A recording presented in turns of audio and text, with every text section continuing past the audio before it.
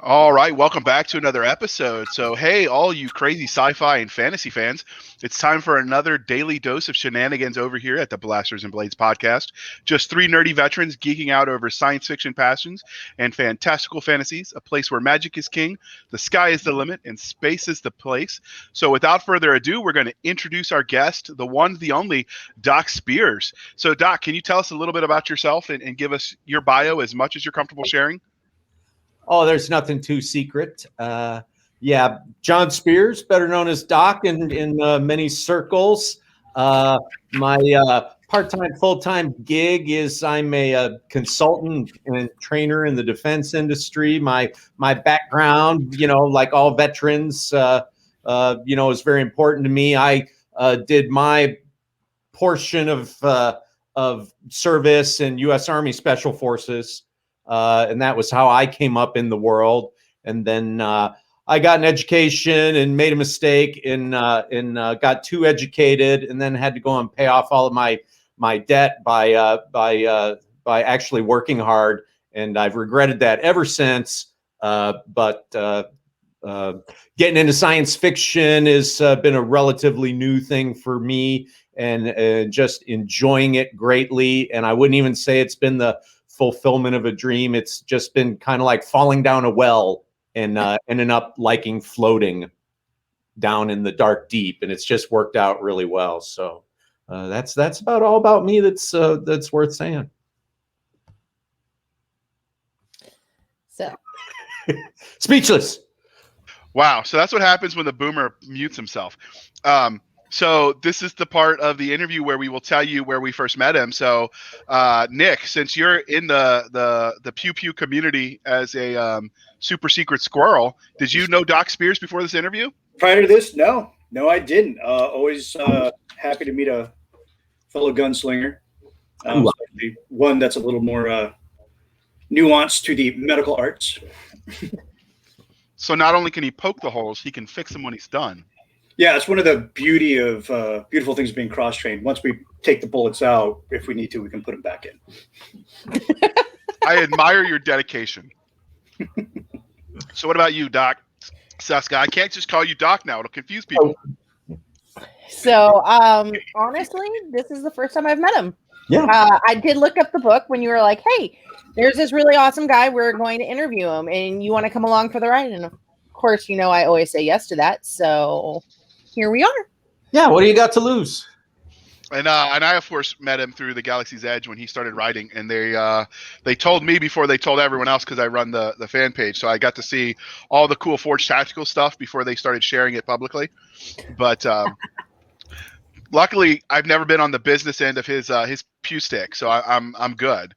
So when we first started this podcast, we told you, dear listener, that for a while we were going to do a bunch of the stuff we couldn't have done under sci-fi shenanigans, but we decided to bump Doc Spears up because he does write military science fiction, because he's the Galaxy's Edge fandom is nominating, and they're getting together. They want to push Forgotten Ruin, which is the book we sort of almost coherently talked about on episode 2. No, I listened to it. It was fun. Yeah, alcohol was had, a good time, but guys should show up within 30 minutes. Okay, to be fair, JR, we had a guest that has tons of knowledge of my beloved regiment. You have me, a member of the regiment, and 2, a book about my regiment doing cool things to Middle Earth. So I just bring bad decisions. When you say my regiment, I'm thinking of that scene from Braveheart where he's like, "It's my island, I own it." You know what? I am so glad that you guys I'm sitting here going regiment and thinking of kilts. There you go. But so when the fans reached out when we started, but it's got to be a tactical kilt because he runs Tactical Forge. I have tactical kilts. That scares me. But so when the fans reached out and they said, if the Forgotten Ruins is going over to fantasy, that leaves military sci-fi, we want to nominate one of Doc's books. So we were organizing it, and his books for his Dark Ops series 2 through 5 all qualify So we talked, Jason and I, and we said, well, Exigency has a really cool cover, so let's go with that one because there's got to be a reason. And cool cover, like the rule of cool, is a thing. So we decided to bump them up a little bit while people were deciding, so we could talk about that cool book, and then we'll go back to doing some more fantasy and RPGs. And Nick's gonna hook us up with some comic book drawing types. Nice. He's the best. For some fun interviews, and we'll go from there. But let's dive in. So, Cisca, the next question is yours. See, I do the words. Okay. You're a cunning linguist, JR. Yeah, I know. He's a unique language unto himself. Now, the religion question. Star Wars, Star Trek, or Firefly? Wow. I would have to say for like movie and TV media, Firefly. Serenity wrapped up that storyline in like the best possible way that didn't leave us all mad and hating all the creators and the actors and things like that, which can't really be said for Star Wars or most of Star Trek. So yeah, Firefly all the way. I will say one thing I loved about Serenity was it was a very self-contained movie. I went with my friend who is a mundane, never seen any sci-fi really. And even she was able, and by the way, could not keep her mouth shut during a movie normally. And very few questions of what's going on. What? So it was great. They did a really good job well written of that. Out, brought the pre TV season story into the light, took you all through that, finished it in a very satisfying way. They just did a fantastic job. I agree, Doc. It tied it up into a nice little bow and package, and you didn't need a whole lot of previous knowledge of this series to get involved in that movie. True. So True. On to, because we are a polytheistic podcast today. We're done with that. Now, I think JR just likes hearing me say polytheistic, but Game of Thrones, Lord of the Rings, or the Potterverse? Oh, Lord of the Rings. Lord of the Rings, way out in the lead. It's all the walking, right? I can do the director's cuts, and just go one movie back to back, and never stop. Yeah, totally Lord of the Rings. Game of Thrones, I think, is a really wonderful prophetic tale for all creators about how, look how far they went with something that was the biggest ever. We all loved it. We were all just, eating our livers out, waiting for the next season to come out. And then the last season, none of us are talking about Game of Thrones anymore. None of us are rewatching any of the, the replays from the earlier seasons. Nobody cares about Game of Thrones. I got stink eye so bad from somebody because I normally don't think I'm witty, but I posted after the Game of Thrones final episode. Thank you for beta testing ends of the Game of Thrones series for us. I got some stink eye for a while from that. It's so true, but I mean, it's such a, like I say, for somebody who, if you have a series, if you any kind of creative thread where you're trying to take people on a journey, I think there you go. Serenity is a way that serves as a template for how to do it rather well. In Game of Thrones is a template for how to just kill your brand, man. It's like I feel bad for him. So, but personally, I did. When I looked at it as a writer, it's like I don't dislike the choices that they made. I don't think that the story went bad. It just didn't connect with the majority of fans. So that can be a trick. So but are you familiar? What? Are you familiar with the Angry Staff Officer podcast? No. They do. It's as the name implies, an angry staff officer. Although I think he's retired now. He did a review of the logistics in the battle planning for the final battle. It's hilarious. I recommend if you've got some free time, check that out. I may have run into it somewhere or another, but I love the name. I think all staff officers are angry. At least all the ones I ever met. Yeah. Yeah. As a sergeant, I tried to. Yes, we're always angry. So as a former sergeant, I avoided them at all costs. Anyways, back on track. So, which one was your first love, science fiction or fantasy? Definitely science fiction. Definitely science fiction. I got into fantasy later, and certainly, many of them that I love. But right from the get-go as a kid, it's always been science fiction, the traveling to alien worlds and interacting with alien cultures and the technology that would someday let us do that. That's what's always driven me. That's awesome. So is that, or was it something else what do you love about the genre, particularly as you bring it into your writing?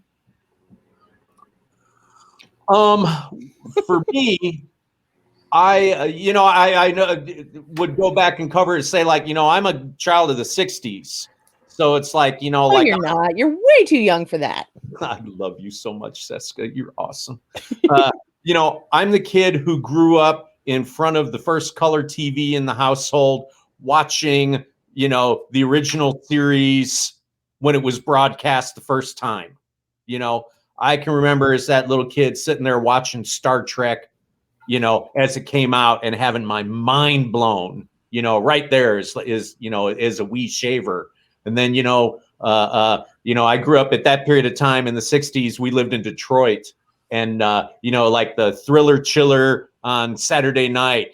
And, the first time when I was about 4 or 5 years old and got to see Forbidden Planet, right. So it's like Forbidden Planet and Star Trek as like the brainwashing templates for a little fragile mind, right. Exactly. It's like, it totally warped my fragile little mind and set like a tone for me where everything else, entertainment wise and inspiration wise, has always had that bar to hurdle for me. And what a bar.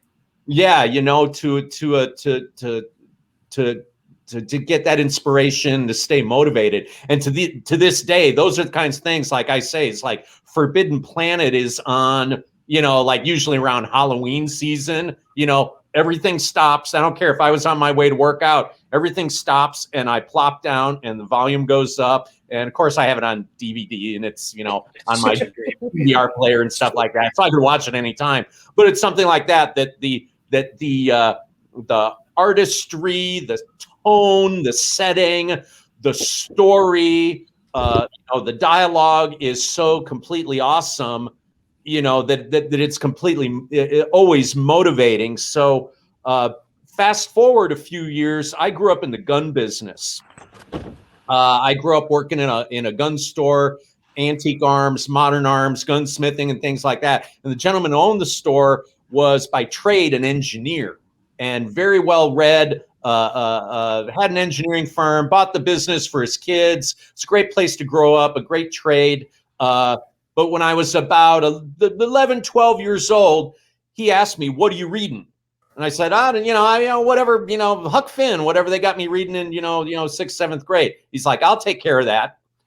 And he bought me Tunnel in the Sky by Heinlein, one of the and as fast as I could read a book, he would get me another book. And it really didn't take, by the time I was 13 or 14, where we were up on the same level, swapping the same books and reading things like that. And that kind of speculative fiction, where kind of my roundabout where I'm going with this whole thing is that science fiction that looks at humanity as a constant and history is a constant repetition of different settings and different players, but the same basic essential conflicts are always there and are probably always going to be there in some way. And those are the stories that attract me the most. And that's the same thing I try and do with my stories, is say the essentials, especially on the military side of thing.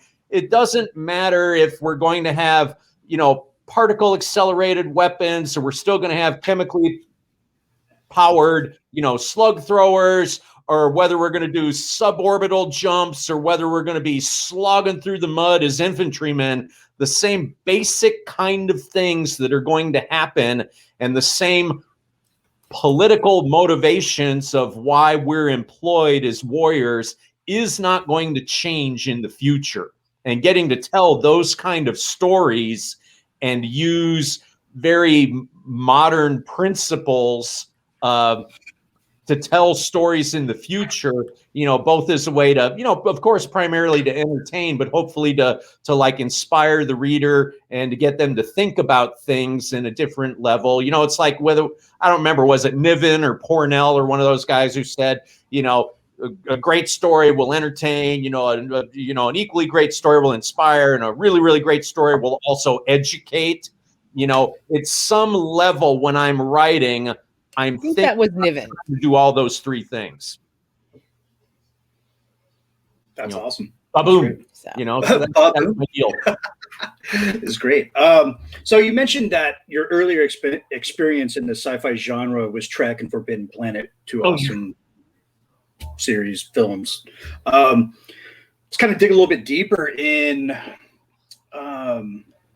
those love and that introduction to the sci-fi genre at that early age. How did that transition into you writing stories, like using those experiences and influences in your stories? Yeah, well, how I came into writing, I never had any aspiration to be a writer. In fact, like years ago, I told my buddy Nick Cole, I'm a reader. I'm not a writer. That's my deal. I'm a reader. I'm not a writer. And that sounds very familiar, JR. Yeah, I think that happens to a lot of us, right? I mean, any writer has to start out as somebody who loves that part of the craft. But like Nick Cole and Jason Onspa used me for a lot of technical advice, and several other authors have over the years have reached out to me, and I've, what do you think about this? Well, it's easy to look at that scenario and say, okay, I see what you're going for, but here are the elements of what would make that realistic at some level, that it would at least, it would make sense. And Jason and Nick used me for that quite a bit. Where I would lead into this, Nick, is like how it happened for me specifically is I've always been very, very dissatisfied with, in most all fiction, military thrillers, which is really like my genre is science fiction military thrillers more than like Space Marine. Okay.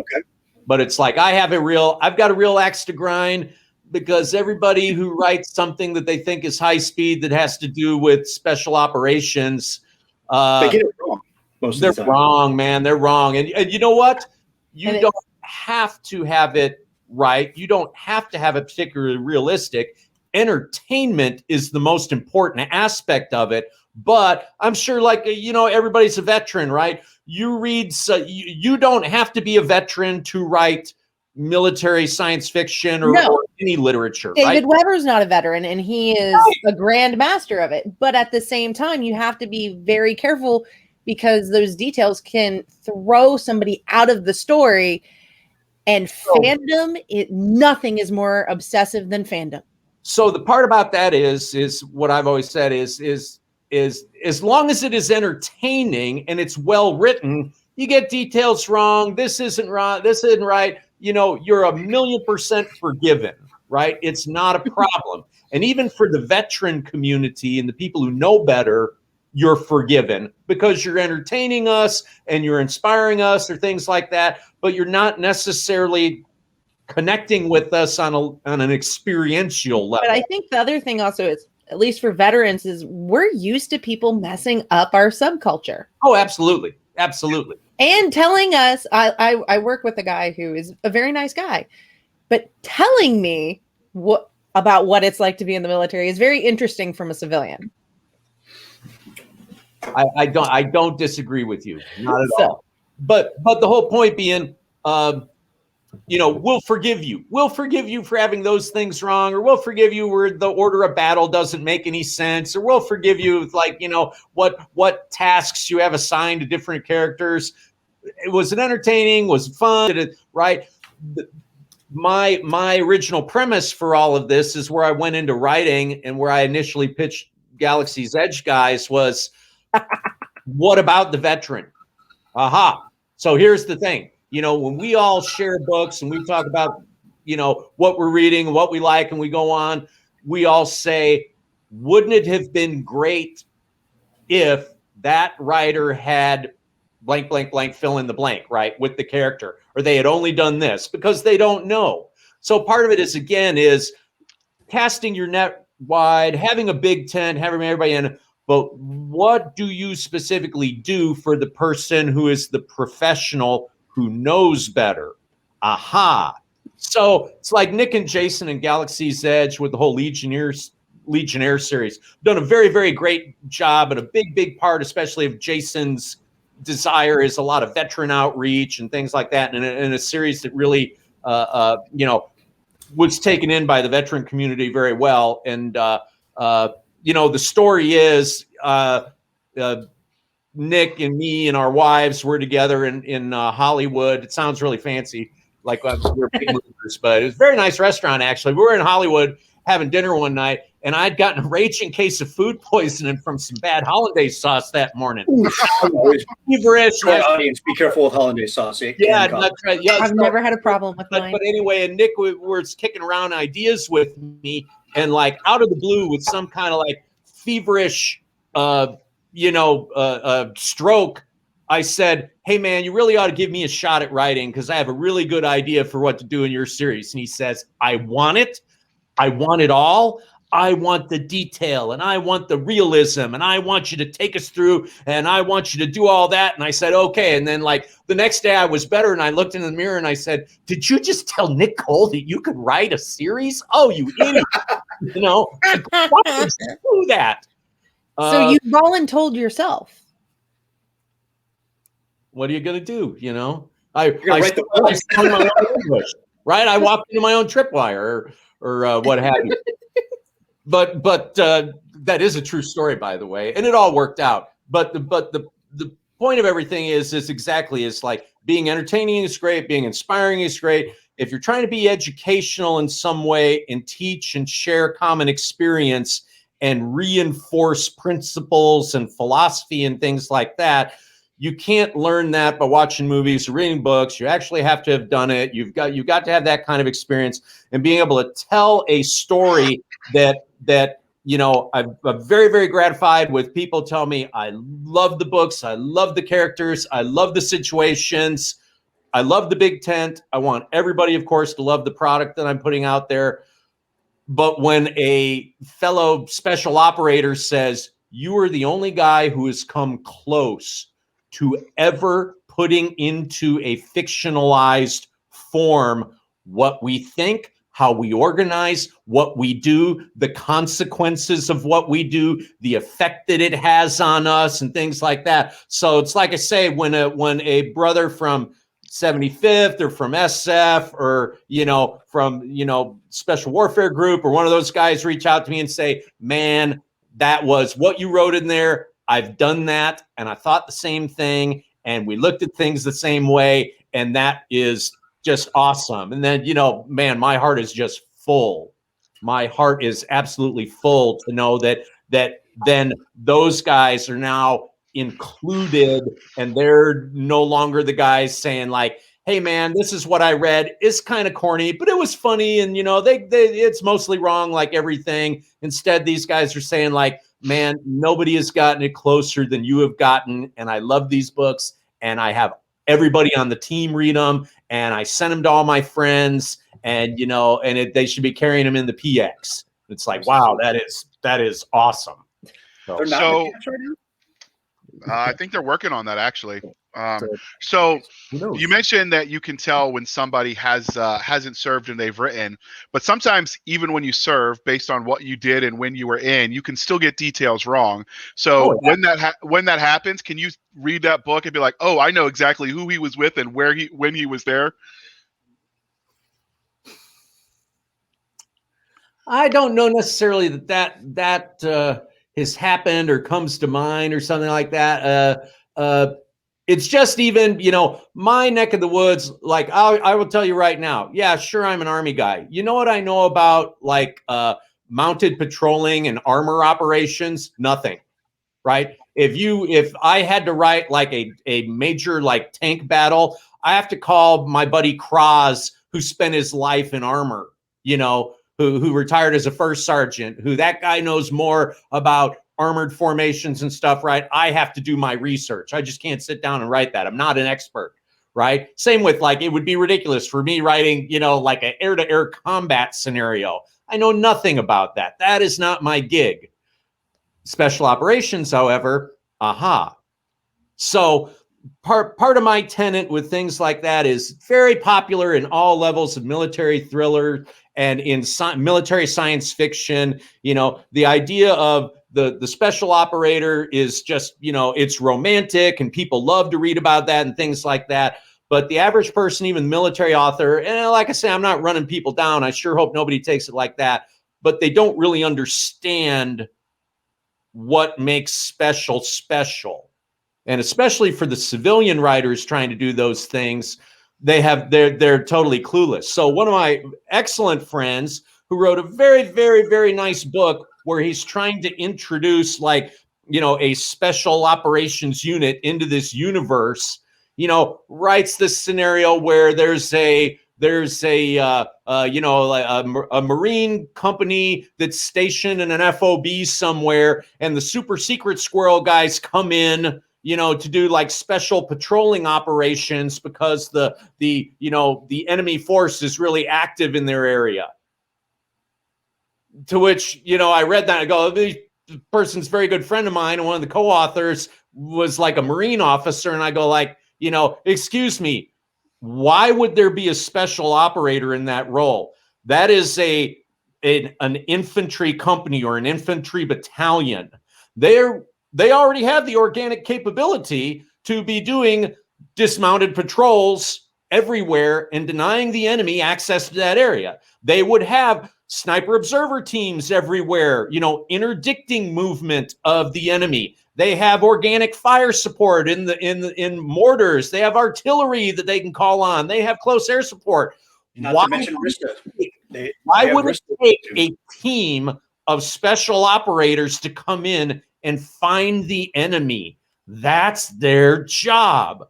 So it's like one of the basic misconceptions about special operators from any organization is the idea, number one, that somehow they are more physically fit, right? Everybody who writes something like that, the special operator, what's different about him is he can do more push-ups and run faster. That's because that's what they want everybody to believe, even in the Army. Not everybody within combat arms, right? Humping a 90-pound ruck for 100 miles is humping a 90-pound ruck for 100 miles. It doesn't matter if you're airborne, doesn't matter if you're a leg, doesn't matter what color your beret is, doesn't matter if you don't have a beret, right? Being a grunt is being a grunt, right? And that is, so, right, you don't need a green beanie to come in because he can hump more weight on his back, retarded. It's like, I watched 3 kids hump a 4-deuce up a mountain in Korea once by themselves. 2 guys took that base plate for that 4-deuce. Nick, what does a 4-deuce base plate weigh? Crippling. You put that on my back, I'm going to the hospital the rest of my life. I don't know the exact weight, but I know it is soul crushing. Oh, so yeah, I mean, a couple 100 pounds. They strapped it to that kid's back. Somebody else put the tube of that 4.2-inch mortar across his shoulders and, humped that up a Yama in South Korea. It's like, you don't need someone from 75th or 7th Group or CAG or DevGru or anybody else to do that. In fact, they're all going to tell you that's flat out ignorant. Don't do that. Yeah, so, in the regiment, we would strap that to a trailer and we drive it up the hill. Right, yeah. Somebody smart would do something smart, which is where I'm going with all of this. Right. So the idea, every time somebody writes, yes, to be in special operations, you are superiorly fit to be dangerous and to be able to do your job. But the idea that you are necessarily more fit than somebody in a combat infantry unit than a combat arms person, that is not an on the average, yes, the special operator is more fit, but as per individual or something like that, that's not necessarily true. No, you're absolutely right. The thing that tries to separate us is our mentality and how we approach certain situations. So a big part of it then is writing about is what are the conditions and the scenarios where it would be appropriate to have somebody from a special operations unit performing a specific mission or a task or something like that. Aha, right? So and then it gets into like, where, it's like one of the, I think the very, very first book, the very first major scenario in Dark Operator in the first book is I'm doing a high value tactical call out.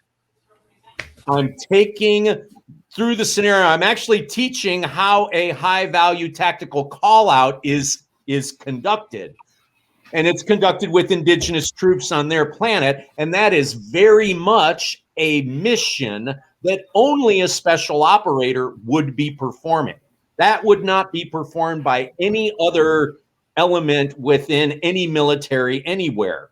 So within special operations, right? Within the world of SF and talking about unconventional warfare, counterterrorism, direct action, things like that. When you're talking about the law enforcement, special operations world, about barricade suspect, hostage rescue, contain and call out, high risk warrants and high risk apprehension and things like that, even like public venue support. So first of all, it's the kind of missions and the capabilities to perform those missions that I primarily write about, and how in the larger scenario these people and their skills are utilized, they're misutilized, and the conflicts that creates, and what it takes to do all of that. So that's like that's my big thing, right? It's like no good for, Commander Cody whizzes through space and runs into the room with a knife in one hand and a lightsaber, and he does 3 triple somersaults and he kills 12 people, stuff like that. I mean, that's really cool. I dig reading stuff like that. But if you're writing that as the raison d'etre of your Space Navy SEAL, it's like Cisca and JR and John and Nick read that and go like, well, it was kind of entertaining. It's really kind of campy, but it's trash. Yeah, it's absolutely ridiculous. Clones aren't force sensitive. Right, exactly. So, but it's that kind of a deal, right? So that's why I write military thrillers. It was definitely the ability to take the realistic and to set it up in a fashion where the fan who is now immersed into this future timeline and what's going on is able to relate to how things are actually done, how we analyze those problems, how we solve them, the aftermath, the conflicts and things like that. And ideally educate, entertain, and also bring some sense back to about why things are the way they are in the real world. If you read Pornell or Niven or Heinlein or anybody who really focused on the rational human element of things, no matter what the timeline was set in, it gave you a look into things that were happening all around you now. In current history and things like that, and that's what I've always really enjoyed. You're doing such a good job. What the question was? What was the question? Well, you've been answering. You answered like 6 of them, which is awesome because I could listen to you talk all day. To be honest, though. That's very all right. kind. So, well, what you didn't answer is 15. So Cisca, I just noticed he didn't answer that one. So if you could ask that one real quick, and we'll prep to show the cover because it's sexy. Now to the writing part, do you ever draw from people you knew in the military? I write almost exclusively about things that I have done and the people I have done them with, or the kinds of things that are, experiential to my tribe. So that is exactly what I write about. So there's stuff like that book, Dark Operator. So let's name, like, there's a scenario I set up there, which is a very common one where the character is sent to a developing planet within the Republic as a advisor and really as a spy, trying to develop a picture of what's going on in the world. And a really common scenario that happens in guerrilla and urban warfare is where the insurgents collect taxes from the locals, and it's a real common, very common was really common in El Salvador and Colombia, Bolivia, Peru.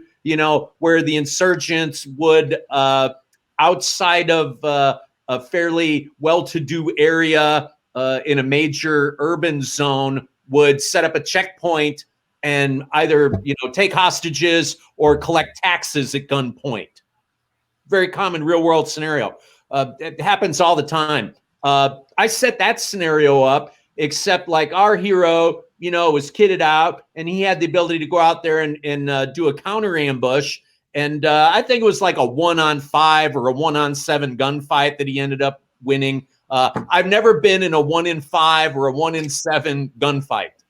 Did not do that. Right? Somebody 3-1 is the ratio we want. That's stuff he actually did. Well, heck, Dark Operator, man, that character, man, he tripped 7 dudes by himself. He filled in 7 dudes, by superior tactics and aggressiveness. Yeah, I've never done that. I've never filled in 7 dudes by myself. But you're done. Okay, so you just said that maybe gun-wise, you may not be as cool as your character, but your first name is Doc. I've never said that. I'm sorry. I'm a better gunfighter than the character I write about. Well, good. That's good. I've never been in that. I've never done that. Okay, you've never done that one. So, looking at the cover, because you were just talking about it, you say your name's Doc Spear. I assume your mom did not name you Doc in hopes of great medical aspirations. But I'm John. Actually, Doc, I did not end up being called Doc. But I assume it probably has to do with a moniker from your time in. No, it does not. I was an 18 Delta, which is Special Forces medic. In addition to my other things, so I was a primary medic on a team for a long time, but I was never called Doc. That came out years later when I was working for EAG for Pat Rogers. And like I say, military and law enforcement students call me Doc, and it's like I always say, it's like, don't call me Doc, because whenever somebody calls me Doc, they're getting ready to ask me about some kind of bodily discharge that they want me to look at. And that ain't why I'm here, man. I'm your weapons and tactics instructor. Go to the emergency room and show them that thing. I'm not interested. But that was my next question. There's a lot of that. It's like I say, so I ended up getting called Doc all the time, and especially when you have a lot of jarheads around, God bless them, you're a Doc regardless. Things like that, and then it just stuck. It was actually Nicole Cole, Nick's wife, who I said, well, you're going to come out with it. Is it going to be John Doc Spears? Parentheses Doc, and she said, I hate that. I hate when it's like somebody's name and then a quotation mark, nickname. It's like I said, okay, I'll just go with Doc Spears, and so now I don't fight it anymore. I don't fight it, but I primarily answer to John. Well, you got 2 of the names of another famous Doc throughout history. One, John Doc Holliday. Oh yeah, that would be a great who doesn't love that association? That's awesome. Yeah, he planned it just like that. It was this intention all along. You caught him. Yes, I'm totally lying right now. No, I've never noticed that. No, I never noticed that before. Holiday. So who doesn't want to be called Doc? So did you use any of that medical training when you left the Army, or did you jump right into Tactical Forge? I had a break in there. I had the bright idea to get an advanced education, which went on and on and on and on. As they do. Yeah, never ending, things like that. So yes, I do. I am a board certified surgeon, and I still have my hand in for that, but that's not. I don't hide it. I'm not ashamed of the fact that I am a surgeon. But if you want to send pictures of the rat, that's not my primary thing. My primary thing is like I say, is a weapons and tactics trainer. That's my primary persona. But if you do want to send pictures of your weird rashes, send them to Nick at nickcole.com. And He'll love to see that stuff. Got I'll put Doc in a comic book. You got some kind of greenish leak coming out of somewhere. He would like to diagnose that for you. Oh, So transitioning from the writing and biography side of the world, let's talk about things from the fan angle. So have you gotten any cool fan art or had anybody cosplay your stuff yet? The cosplay, there was one, but my wife made me unfriend that person on Facebook, and now I can't look at that fan page anymore. So that was a yes. But that's a total bummer. But do we want to put a link in the comments or? But I was, it was right off of one of the book covers too, and I was totally down with it. But that's awesome. What was I going on the Galaxy's Edge fan club page and on the Galaxy's Edge Insiders? We have an awesome fan who does Lego recreations, and he has recreated most of my book covers in Legos of the characters and the settings and some of the major scenes from the books. So to have it immortalized in 3 dimensions in Legos, I think is been one of the highest compliments I've received. That is just baller cool, because I love Legos. He actually did one of you. He did one of you as the author too, which was kind of. You looked a little grumpier on the Lego though. How you gonna take this and and make it as cheery as I really am on the inside. I look like this on the outside. On the inside, I really am. So you started writing publishing, I should say, right as the pandemic and the world went a little crazy. So I know you haven't had any chance to do any of the cons because they've all been shut down. But have you gotten anybody asking for your autograph outside of that kind of stuff, either before or after you started writing? Before writing for, yes, I was infamous for other things before this. So it was fairly common to have me have to sign some of the other media I've done and things like that. And of course, that was a real big one. I had done a series of videos for a training company called Panteo, who did a lot of stuff like Larry Vickers and Pat Rogers and Paul Howe and Ernest Langdon, other people within the tactical and shooting community. And I was with Pat Rogers. We were teaching the first Beretta Defense Symposium at Blackwater. Anyway, Pat and I had just finished a teaching gig for the morning with all of these VIPs and dignitaries. If you ever been to Blackwater, going over to the chow hall and everybody lining up there, and there's a bunch of guys out there, and they're really super, high-speed dudes, and the one guy says, like, "That's Pat Rogers," and then the other guy says, "And that's Doc Spears." Which was like a highlight of my life, being recognized, of course, and there was my brother Pat Rogers, but yeah, and I get folks all the time who hit me up who want me to autograph books, which is really, really cool, and I'm always happy to do that. There's still a lot of folks who prefer the print edition, and it's a lot nicer than autographing people's Kindles, to tell you the truth. So. They tend to frown on that when you sign their Kindles. Actually, I know somebody who literally, after her first Kindle broke, no, she had a Nook, but she had one of the first gen Nooks. She then framed it after getting all these people. She took it to cons, got everybody to sign it. She then framed it. I think it's awesome. I just sign my chest. And she did say that, it's a tricky thing because paint pens. Exactly. All right, next question. I always carry a metallic silver paint pen for just that opportunity. Always prepared. The operator that you are, sir. Have you ever spotted anyone reading one of your books out in the wild, out in the open range? I have not. But you know what? It's like my 5 books have only been out in the wilds for 8 months. So there's time.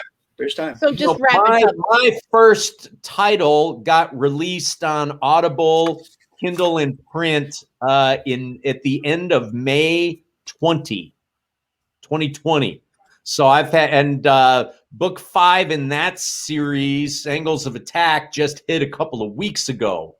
So it's been only in 8 months that I've had 5 books come out on all those platforms. So I just haven't had the staying power out there to, see people out in the airport, grooving on my books. They've also been confined. So yeah, yeah, exactly. Stay home, you filthy pig. I mean, at this point, like, how do you find somebody in the wild? Are you going to go find them? Like hunting deer? That's a bad idea. Given that he's an operator and probably knows a little bit more than the average bear when it comes to guns, probably not a great idea to stalk him. Just saying. No. I meant he would go find them. I would. Yeah, only operators can stalk operators. That's rule 1. We know that. Yeah. I don't go stalking anybody. Usually we just come up with a handshake and we become friends. I respect everyone's privacy. They don't really want me up in their personal space anyway. All right, well, save us from ourselves, Nick. I want you over for cigars and beers. Anytime, man. Next question is you, Nick. We got to hit the long range. You got to come to my place. We'll go. I would love to. I got an M24 that's just collecting dust in the closet in California right now. So okay, romance. Beautiful. Somebody on the GE fan page the other day just posted up. They were just like through Benning and posted up pictures of the U.S. Army Sniper Schoolhouse sign and all that. And it's like established 1987. And they tagged me and I said, haha, I was actually a, Top Gun graduate of like class 487. I'm a plank holder from the inaugural year. And I threw up, I found a class photo and threw it up and told some stories and things like that. I actually was one of the testers of the M24. Nice. Well, thank God you approved it, because it is a phenomenal instrument of shooting. It sure is. But yeah, you got to grab that and come on out. And I got steel out to 1,300 yards where I teach and train at and stuff like that. So you're welcome to come out, and we will bang steel all day and night. Get the clip-ons. God bless you.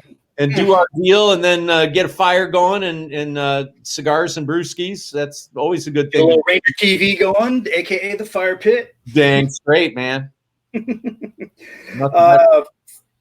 Finally, what's the weirdest or funniest story about interaction with a fan that you've had since you started writing, if you have one? No, like I say, the fan interaction has been fairly limited. Though I get a kick out of reviews.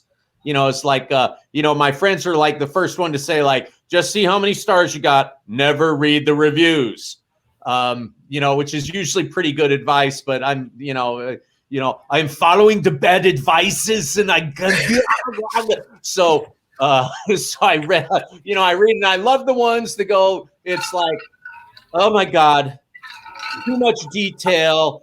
And the guys, really knows what he's talking about, but it's just he's not a very good writer.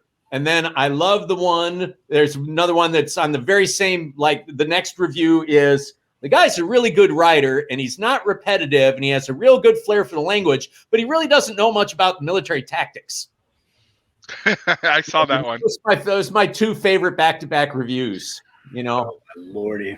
There's one on Audible that says, "Did this guy even range, bro?"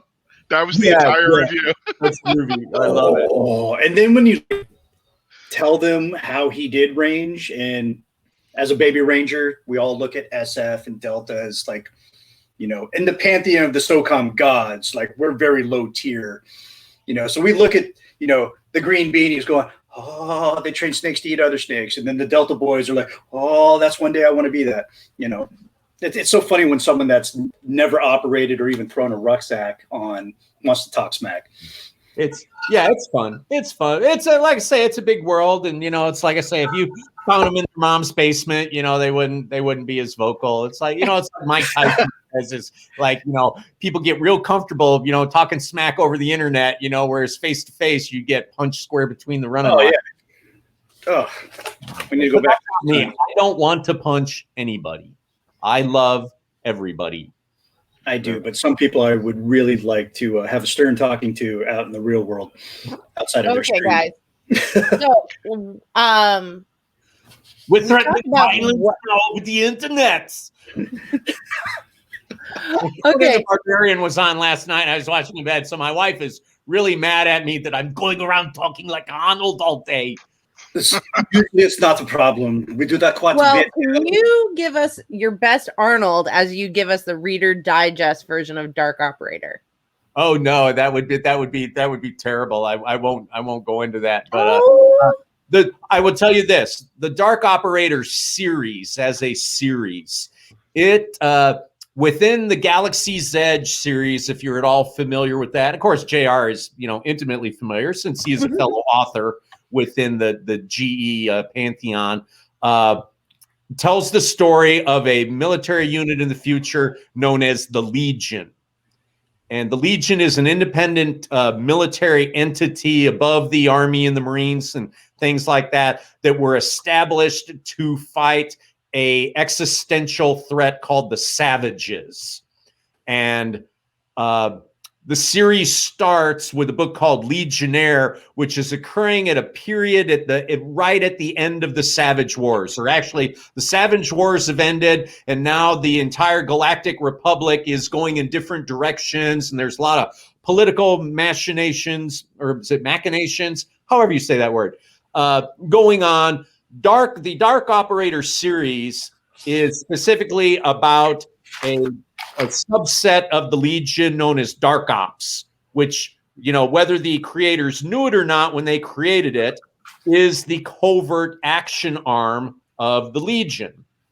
And it's set in a period 2 to 3 military generations before the events of Legionnaire, talking about the things that happened at the end of the Savage Wars and how events during that period of time affect what happens in the next, big season 1 and season 2 and things like that. And it primarily follows one character, Kel Turner, as a young Legion Dark Ops operator, taking him through the different levels of mission and training and leadership and conflict.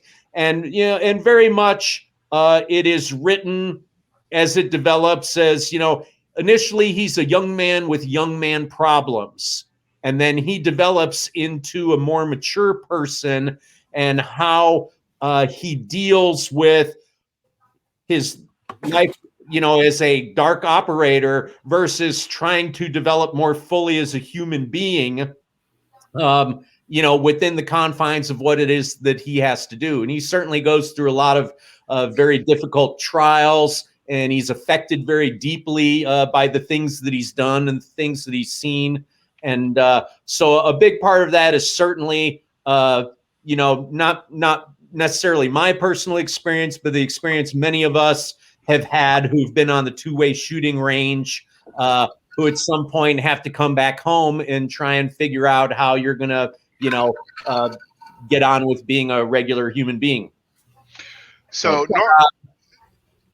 normally when we ask you where the inspiration came, which you already gave us, we say, was it psychedelics or food poisoning? You're the first one that actually it's really food poisoning. It actually was. Yes. No, that is full on a true story. Try and not lose it from both ends while I, feverishly pitched, very well established award-winning author Nick Cole that you should let me write in your universe. So let's segue directly into talking more about Kel Turner. But before we do that, we're going to talk about that cover. So that's what's up on the screen right now for the first book in the series, and it's a very sexy image. How much role did you get in picking that cover, or was that all Jason and Nick? No, I'm in a super fortunate position. Jason and Nick have really given me just carte blanche, and of course, I haven't ever pitched him anything bad. So that's worked out. But we have a great artist, Tommaso Ranieri, in Italy. And what I do from the story is I get a lot of clip art, or I get a lot of pictures, or I dig through my photo albums and I send them a bunch of stuff and I say, hey, this is what I'm thinking. So like this cover was, for that series, very unusual for a Legionnaire to not be in his full battle armor. Is he sent to a country that essentially, a planet that essentially the Republic has ITAR restrictions on, and he can't take all of his armor with him. He's got to go and operate with what those dudes have available, because the Republic Department of State, will penalize him for doing such. So that's why we got a guy who looks like something very much with like a pretty conventional slug thrower, plate carrier, helmet. He's got his optics package and things like that, and that's why it looks kind of like that. Do you have any of the other covers? Not right. Well, let me see if I have them. I actually do. Give me a second. I can get them. So while I get, if I'm wrong, Tommaso's done a lot of artwork for the Galaxy Edge series. Yes, we put him to work on all kinds of stuff, and the stuff that he has done for me in the Dark Operator series is just crazy. But it's like the second book is a book that's very much like a UW scenario. Some people have likened it to, if you've read Lions of Kandahar, very similar, working with an indigenous force.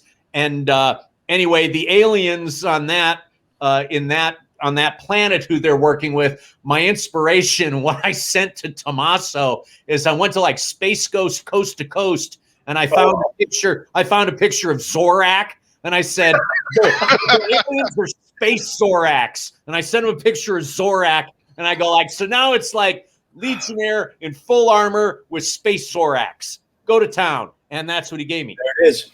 Yeah, I'm a huge fan of Tommaso's work. Game recognizes game as an artist myself. Oh, of course, man. Oh God, he's phenomenal. Wonderful dude. Wonderful dude. I won't go up through each book, but like the third book is actually, I think, the sexiest cover of anything in the GE universe. There's a book called No Fail, and it is his visual representation of what I describe as a orbital free fall insertion. Oof, airborne. So, all right, well, hold on. I can show you that one real quick as well. Oh, beautiful cover! It is the best cover in the GE universe. And I will fight anybody who says different. Oh, look at that. They don't have that's like a small panel from the Audible. The full panel where they're in a track upside down, inverted, inserting into this planet that's like a ice moon with volcanoes and stuff like that. The full panel is absolutely brilliant. That is so cool. I mean, taking Halo to a whole nother level, Yeah, it's kind of fun, but that's what I sent them. I pulled out a bunch of like MFF pictures and sent them, and I say, okay, so now our dudes, and they got like robot dogs with them, and they're gonna like insert, and on the planet below, it's like an ice planet, but there's like, it's got a Terminator side because it's tidally locked, and there's like volcanoes on one side, and I didn't even get to see it at first. Is like Nick Cole sends me a text, and he says, "You don't get to have this cover." I'm gonna write it. We're gonna write another book and use this cover because you don't deserve it. I would love to. I would like to have like a print of all those covers and frame them and hang them in my office. They're that cool. Some authors do that. Do you do that, Doc? You know what? Up on like if you go to like my Facebook or if you go to the Galaxy's Edge fan club, I have my wife I put it up there. My wife got the high res of all 5 books and put them into a shadow box for me with a little plaque with all of the release dates and things like that, which was a big surprise. So I took a very nice picture of her in my den holding all of that. But yes, exactly, it's a beautiful 5-panel series of those covers, which in many ways is better than the books. Who said that? No, they're every bit as good as the books. They tell the reader how awesome the books are. So what do you also is the real deal. So what do you think makes a good fit for the military thriller or military sci-fi genre that you love to read when it comes to covers? What speaks to you in general terms? Well, with any cover, I love art that is like making me guess what the story is. I love that kind of art. The golden age sci-fi art. That goes back a very early conversation I had with the GE guys. It's like I'm telling them I want a golden age cover.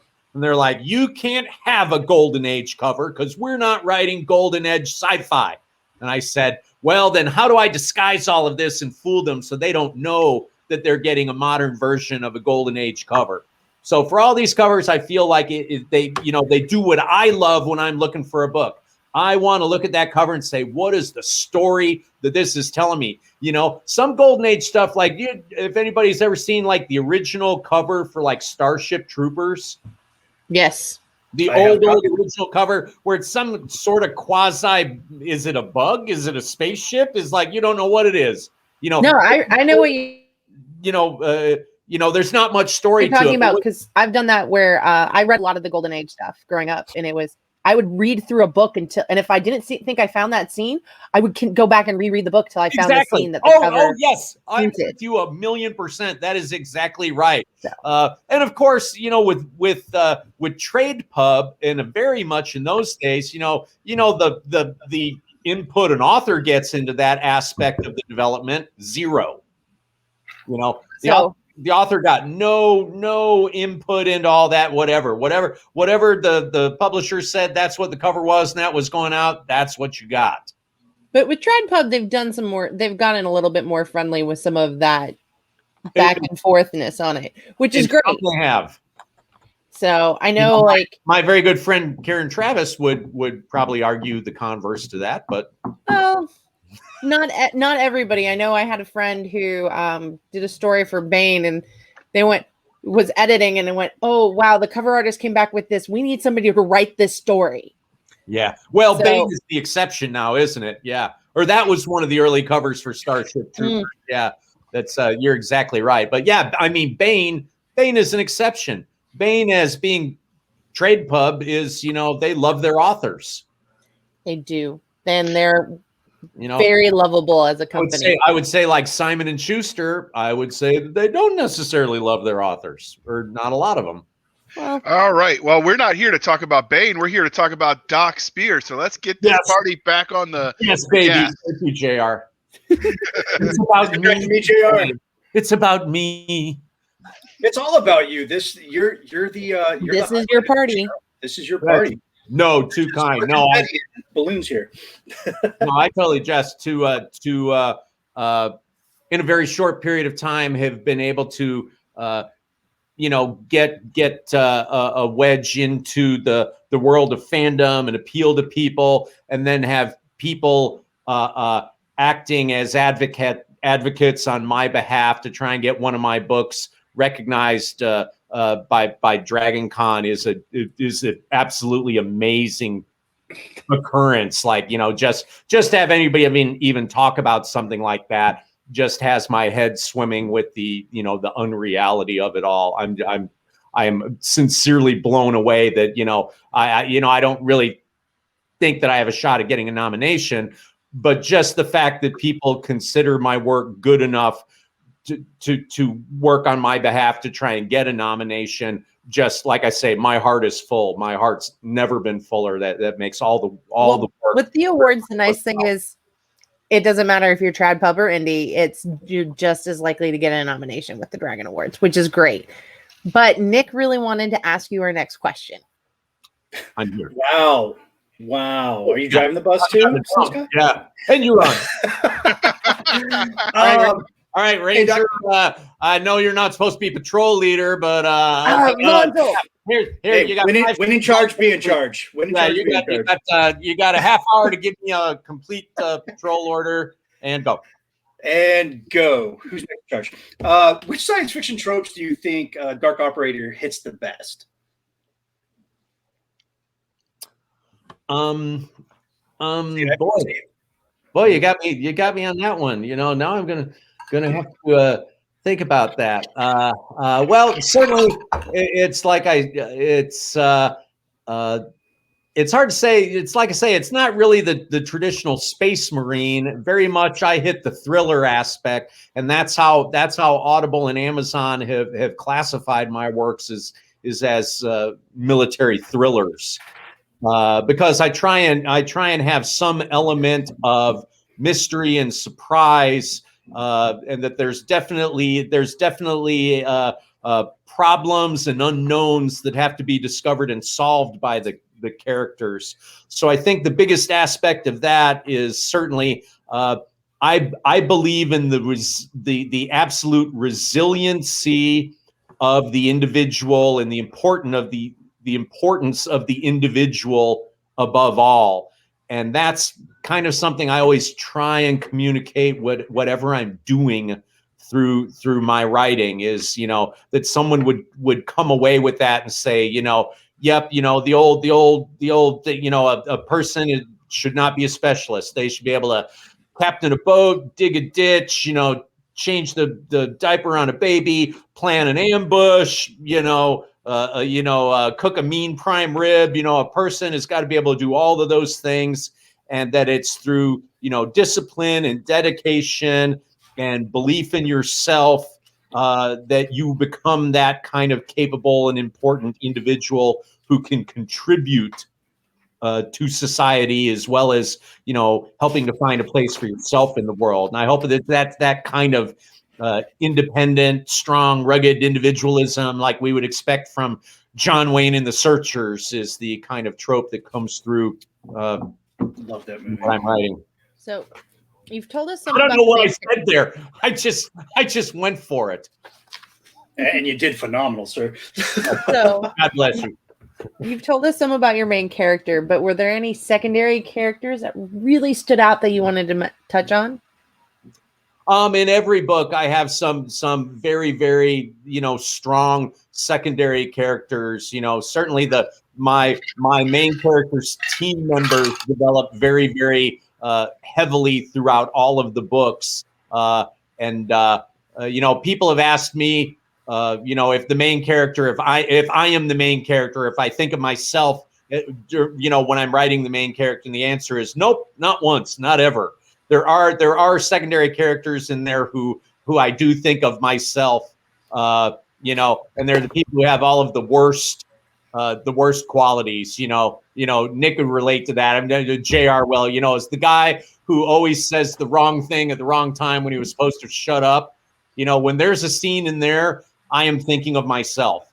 Because that was the guy I was. I was that guy too in my platoon. Yeah, the young E5, the young E6, who it's like, dude, shut up. You are digging. Shut up, Carl. Right.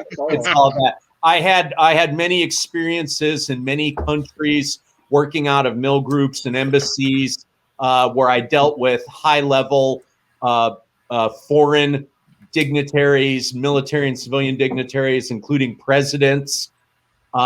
There is a character that I write in Dark Operator, who is a very important leading character who that I actually took from personal experience from somebody who I saw rise to the presidency of his country, who I knew very well. And I wrote that character from that personal experience. And most of the books where I go through and their interactions with secondary characters, ambassadors, industrial magnates, people like that are people that I am writing from direct experience. There's a very strong secondary character in my 5th book, who was a gift from God. I was teaching a CQB operations class a couple of years ago, and my partner let in a pair of SWAT guys from an agency we'd never heard before. But the lead SWAT guy, the lieutenant, had this long list of accomplishments, including he had been like a pilot and done all of these things in the military. And my partner let him in the class, and the guy was the biggest jackass and an idiot, and he pontificated on stuff. His weapons manipulation and safety was terrible. I wanted to send him out the gate every day, but we got him through it. And then on the last day on the AAR, he got up and he savaged the instructors and the POI that we taught. He was that kind of individual. And while, one of the students in the front rank, who's from a tier 1 unit, refused to turn his head because he was waiting for me to get up and like put this guy out of his misery. But I'm older and nicer now, and I didn't do that. But I sent that clown down the road, and we all laughed about it. And entire class, the other 20 guys on team shook their heads. And then I said, you know what? That is now the inspiration for a major character. And I rewrote the whole first half of my 5th book based around this character being the leader of one of the Republic Army brigades, who is a total clown. And I quoted this guy verbatim within the book. Men, and I call you men because we can only do what men can do. And it is important that as men that we tell each other that often and frequently. It does no good to lie. And just like the mirror doesn't lie when we see results from the gym. And I swear to God, that is exactly the kind of shit that this guy would say. It was unbearable. Nick, you would have like, do you know Chris Sizelove, Nick? No, personally, I don't know him. Sizelove, right? Sizelove. He was regimental master breacher. He just retired a couple years ago. No, I know his name and his reputation. I've never got an opportunity to meet him personally. Chris is one of my. He's one of our directors at Forge, and we work together. Anyway, Chris was in the class with me. We just shook our head, but when the end of it, I said, like, I am going to make that guy infamous, and he will live forever. And that is exactly what I did. So sometimes God sends you these gifts that you don't recognize at the time as gifts, but God sent you with that individual, and awesome. And better than blackballing him from all Forge tactical classes forever. He was the great inspiration, the best dialogue I've ever written for a jackass in my life. So that's awesome. Yes, good times. So sorry for that detour. But you're fine. No, you're great. Like I'd say, great. Art imitates life, or something like that. Next question is you, Nick. Okay, and we're jumping straight to which one are we doing? 34. Okay. Oh my God. Everything's numbered, and I just exposed the magician's magic. Speaking of characters, if you ever met one of your characters in a back alley, how would they treat you after the hell you've put them through? How do you see that interaction playing out? You know what? Is because the journey that I put those people through has made them better, and they wouldn't want to kick my ass in a back alley.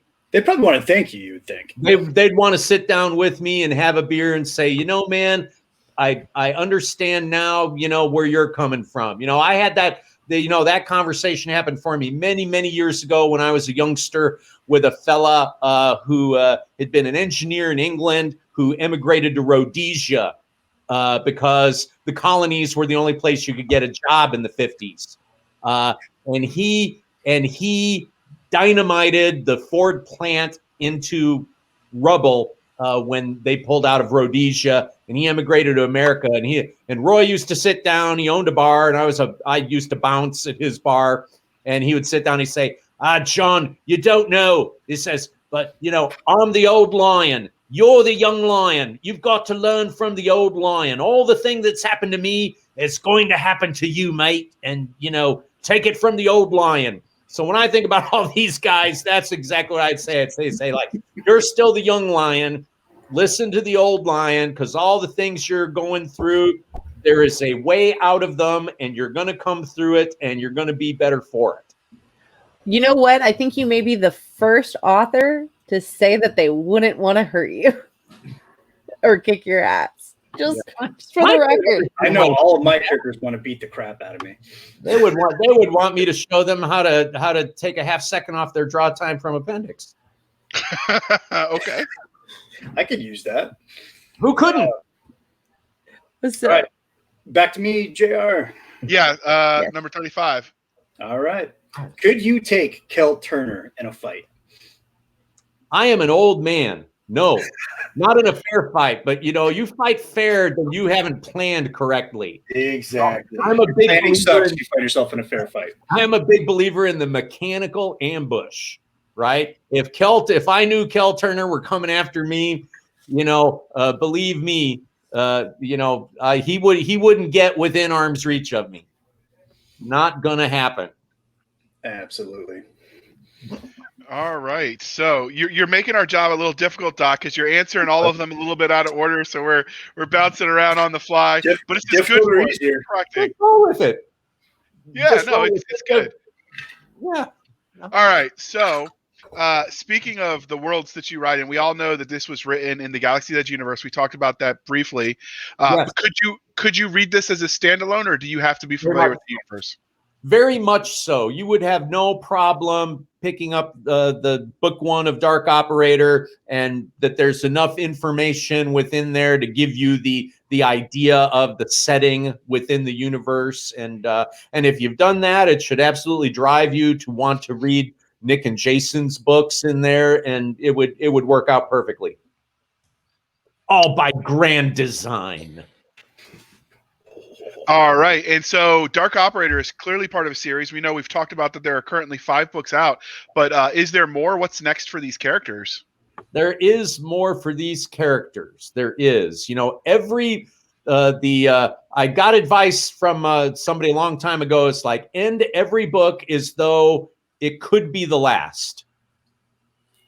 But leave the trail of the breadcrumbs, going into the rock face wall. That's like there's a path somewhere through this, but I can't find the hidden path. So it seems to be the end, but it's not. But every one of my books, seems to close on itself and end. But yet they keep going. But yet they keep speaking more books that people have to read and buy.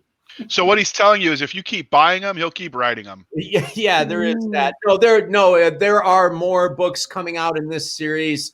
The characters have many more adventures. There are things that they are going to have to use their skills to bring them to bear for the benefit of the universe, themselves, and the people that they love.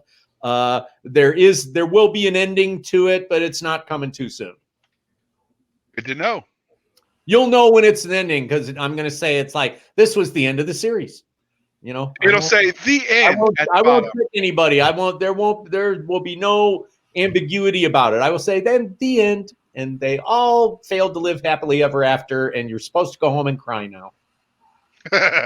On that happy note, the next question is yours, Cisca. So every literary universe that we really like as fans has its own internal consistency and roles of science, technology.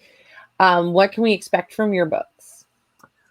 Mine was very simple, and it's difficult. It's like I say, Karen Travis is one because she is written in so many other well-established universes, the Gears of War universe and the Halo universe and the Star Wars universe, things like that, where, talking about that with her over the years is, about how she, fell into having to obey the rules of their universe and their technologies and their terminology and things like that. I find it very difficult. I mean, I didn't find it too difficult with Galaxy's Edge, because already being a fan and already, of course, reading all of the source material and, knowing that they're like anti-gravity engines are called repulsors, and knowing that, that they're, now I'm going to screw up because I can't remember any of the terminology, but they have things like that. My addition into that was to be more technical and illustrative of some of that.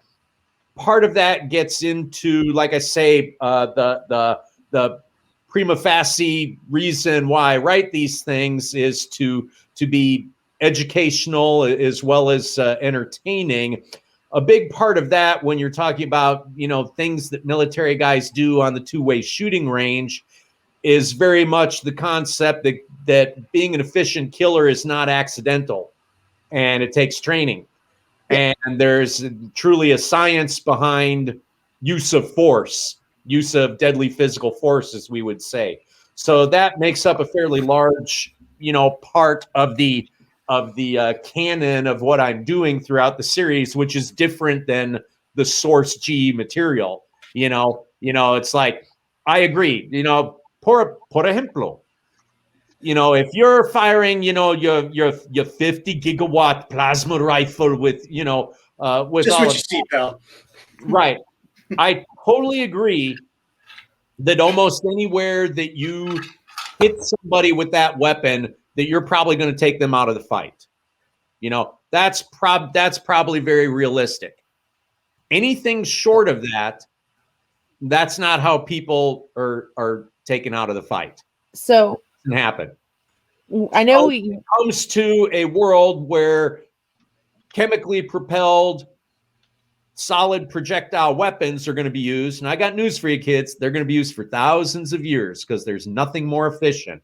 May not look exactly like what we have right now. It may be caseless ammunition, telescoping ammunition, it may be who knows what it is, but we're going to be launching solid projectiles through some kind of spiral tube at other human beings to kill them for thousands of years to come. It is going to happen. So, when it gets into science fiction and talking about those things in the realm of a military thriller, how one does that, there is science to it. There is science how we end threats with deadly physical force. And it is not aiming at center mass, and it is not, pulling the trigger as many times as you think you need to, stuff like that. There is science, there is technique, there are tactics, techniques, and procedures that are learned and applied, and it is a very intellectual pursuit and things like that. So, right, whereas like the G universe as part of canon doesn't really go into things like that. I go into a lot of things like talking about canon, because you mentioned it. Did they let you make an alien? Yeah, I made lots of aliens. Cool. So did you do it out of whole cloth, or like go, I just needed to do this, or have really crazy dreams? I don't know. I thought about it from the cultural aspects of Earth-type societies at many different levels, and how they would be expressed in a science fiction universe as an alien race who we would encounter and have to interact with, and how having those kind of cultural,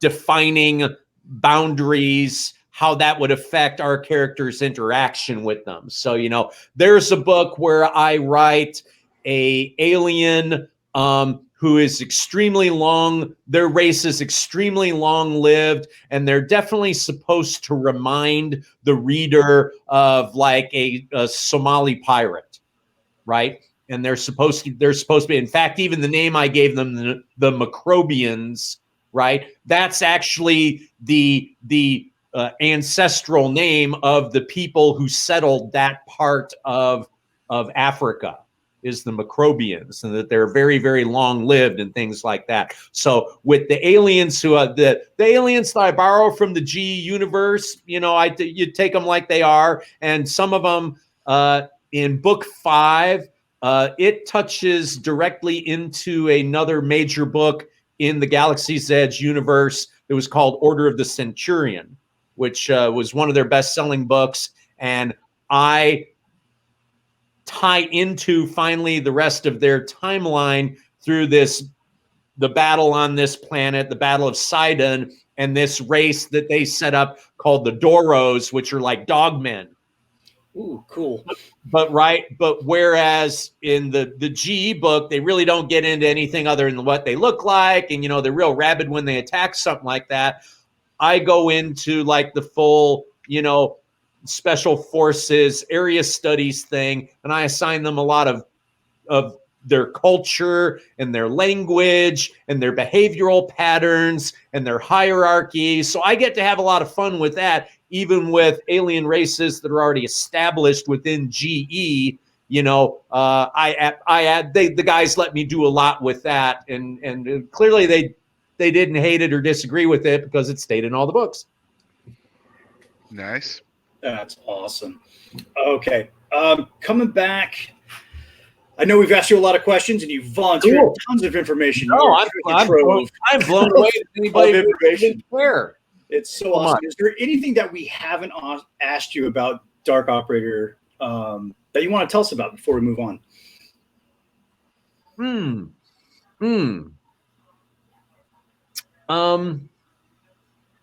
Well, I'll say this is, I will give people a glimpse of where the series is going and what is happening through the character that's important to know. It's been said by people older, smarter, wiser than me, who are the old lions who brought all of us up, that when you leave the service, you find your own way back into the world the best you can. Ultimately, no matter what kind of programs that, they try and help us with and try and help us to transition back into civilian life, we're never civilians. We never become civilians again. We're never the people that we were. That's just the way it is. Heinlein would call us citizens. I agree very much. I think the people who serve are very much the purest type of citizen, but everybody finds their way back into the world as best they can. And whether you were an E4 or you were an O12, everybody finds their way back into the world the best that they can. The original title for book 5 was actually The Soldier's Heart. That's the only thing I don't get a lot of control over is the titles for my books. I had a very specific, there's very, very many sequences that are explained and characters who help the operators understand what it is to have the soldier's heart. The soldier's heart is a term that came from the Civil War, which was always spoke to me very deeply. It's a way that they used to describe the Civil War veteran when we didn't have the term PTSD. Somebody who had great difficulty readjusting to the world and was just different than their civilian friends. People just understood that they carried the soldier's heart. And just for a point of reference, because I know we've got some listeners overseas, he's specifically referring to the U.S. American Civil War. The American Civil War. Yes, because the Civil War in England is a little bit farther back. So in post 1865 America, the American Civil War veteran is soldiers of that period of time who suffered from PTSD. The term that was used, because we didn't have PTSD, was the soldier's heart. That person carried the soldier's heart.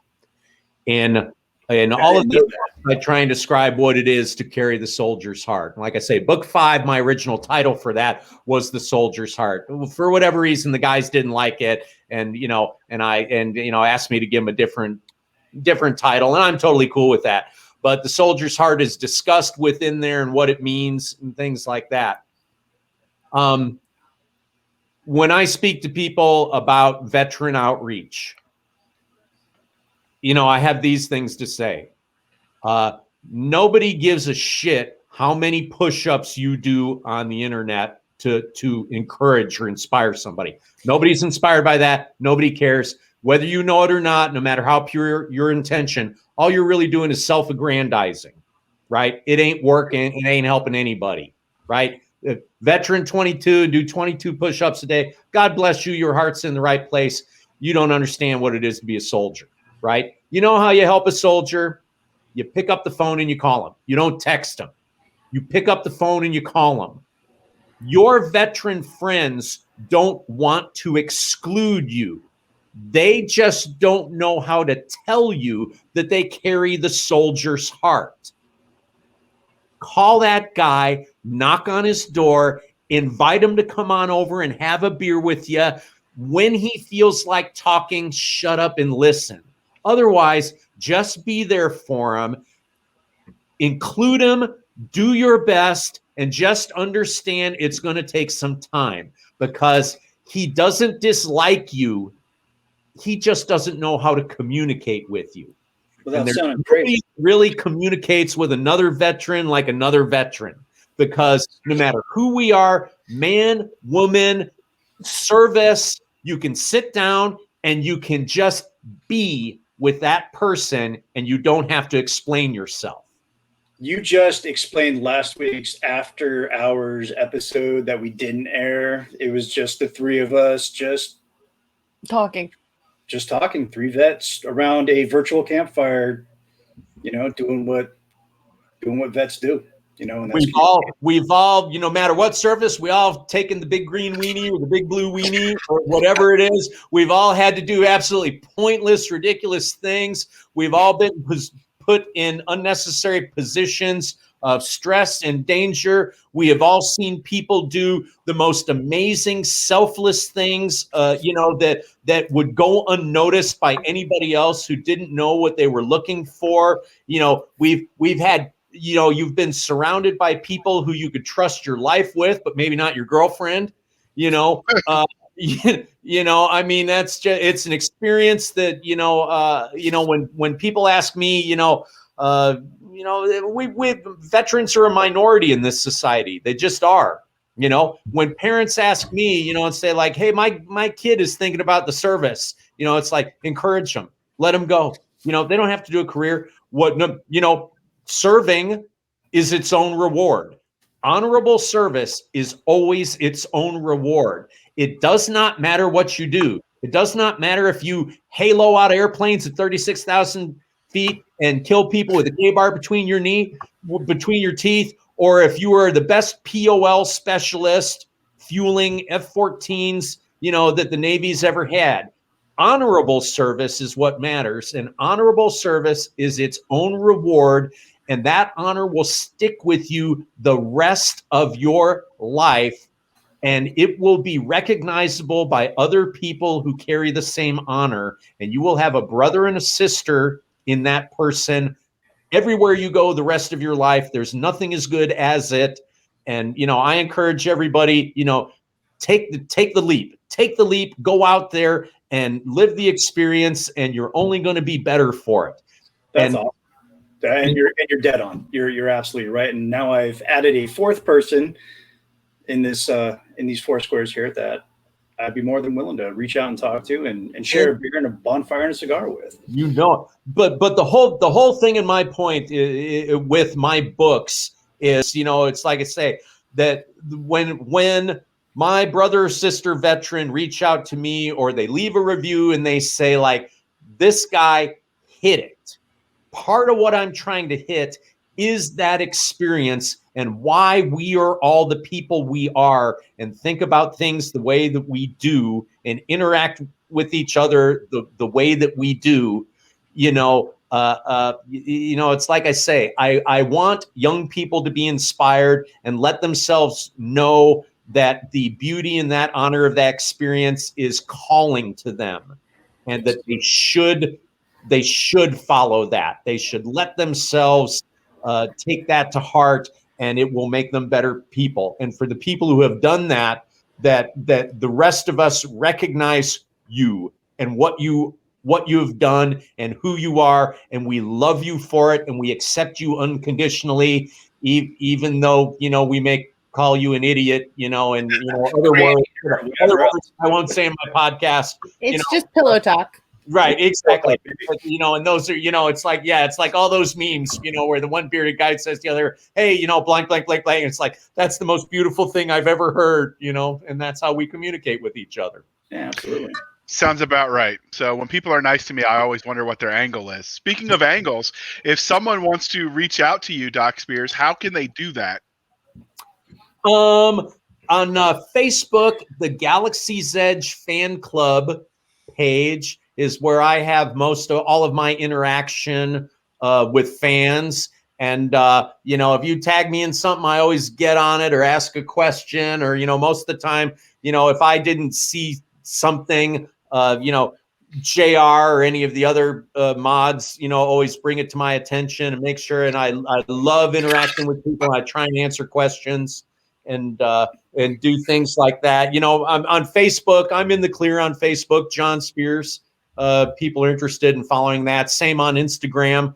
I'm easy to pick up. On Facebook, Forge Tactical, Forge Tactical. That's my training business for consulting and training for DOD and law enforcement personnel, as well as we take qualified civilians for some things. So you always get to see what we're up to when we're doing open enrollment stuff, things that are not closed agency or military courses. We always throw up photos of whatever we're doing on the, on the breaching range, or, in the shoot house, or, on the sniper range, or things like that. So usually some kind of funny or, potentially motivational picture to get you through the day on that. All right, and you can find us on our website is www.anchor.fm/blasters tech and tech blades. The link will be in the show notes. You can find us on Twitter at twitter.com/SF_fantasy_show, Sierra Foxtrot _fantasy_show. You can email us at blastersandbladespodcast@gmail.com. We promise we do answer them, except for you, that guy Carl. Like, when you keep sending us those pictures, we're just going to keep ignoring you. All right, it's inappropriate. You can find us on Facebook at facebook.com/Blasters and Blades Podcast. You can support the show at buymeacoffee.com/author J.R. Handley and put in the comments for the podcast. And by the way, Cisca, Garber, I'm disappointed you didn't laugh at my joke. 50 push-ups later, we'll get on that. And that's it. So they being funny. Ooh, I don't do push-ups anymore. I don't get paid for that shit. That's right. I'll do 50 air squats for you. So thank you for spending some of your precious time with us. For Nick, Garber, and Cisca, I am J.R. Handley, and this was the Blasters and Blade podcast. We'll be back next week at the same time, where we'll indulge our love of nerd culture, cheesy jokes, sometimes they laugh at them, and all things that go boom. RLTW. Good.